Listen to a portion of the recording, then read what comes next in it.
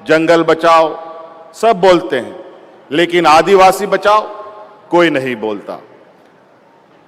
आदिवासी बचाओ, जंगल भी बच जाएगा, जानवर भी बचेंगे। सबकी नजर हमारी जमीनों पर है। हमारी जमीन पर ही अनेकों प्रकार के खनिज संपदाएं हैं, चाहे वो लोहा हो, चाहे वो अब्रक हो, चाहे कोयला हो, चाहे यूरेनियम हो। खनिज संपदा तो हमारे पास है, लेकिन हमारे पास ना कोई फैक्ट्री है, ना पेड़ जंगल काटने के लिए आराम मशीन है। ये बड़े बड़े उद्योगपतियों के पास ही होते हैं। कुछ लोग तो आदिवासी शब्द से भी चिढ़ने लगते हैं। वो हमें आदिवासी नहीं वनवासी कहकर पुकारना चाहते हैं। आज जरूरत है कि एक आम देशवासी के अंदर आदिवासी समाज के प्रति संवेदनाएं जगाई जाए। जरूरत है आम जन के अंदर आदिवासी समाज के प्रति सम्मान एवं सहयोग का भावना पैदा करने का। आदिवासी कौम एक स्वाभिमान कौम है, मेहनत करके खाने वाला कौम है। ये किसी से भीख नहीं मांगता। हम भगवान बिरसा मुंडा, एकलव्य, राणा पुंजा के कौम है, जिन्हें कोई झुका नहीं सकता, कोई डरा नहीं सकता, कोई हरा भी नहीं सकता। हम उस कौम के लोग हैं जो गुरु के तस्वीर से हुनर सीख लेते हैं। हम सामने से वार करने वाले लोग हैं, सीने पर वार झेलने वाले लोग हैं। हम इस देश के मूलवासी हैं।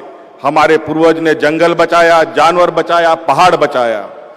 हाँ, आज यह समाज सोचने के लिए मजबूर है कि जिस जंगल जमीन की उसने रक्षा की, आज उसे छीनने की बहुत तेजी से प्रयास की जा रही है। आज देश का आदिवासी समाज बिखरा हुआ है। हमें जाति धर्म के आधार पर बांटकर बताया जाता है, जबकि हमारी संस्कृति एक है, खून एक है, तो समाज भी एक होना चाहिए। हमारा लक्ष्य भी एक होना चाहिए। हमें अपने 200-250 वर्ष पूर्व के इतिहास को याद करना चाहिए। हमें यह याद रखना होगा कि आज जो भी हमारे पास है वो हमारे शहीदों की देन है। बिरसा मुंडा, भीम नायक, कांटा भील, सिद्धू कान्हू, सभी महापुरुषों ने आदिवासी अस्मिता की रक्षा के लिए अपनी जान न्यौछावर कर दिए थे। भगवान बिरसा मुंडा ने क्या कहा था?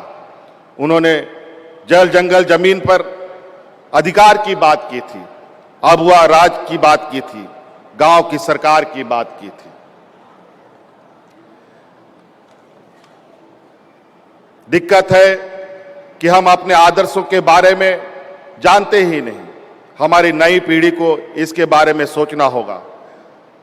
आप एक संथाली युवक से पूछें राणा पुंजा कौन है, तो वो बोलेगा, राणा पुंजा के बारे में सोचने लगेगा ये कौन है।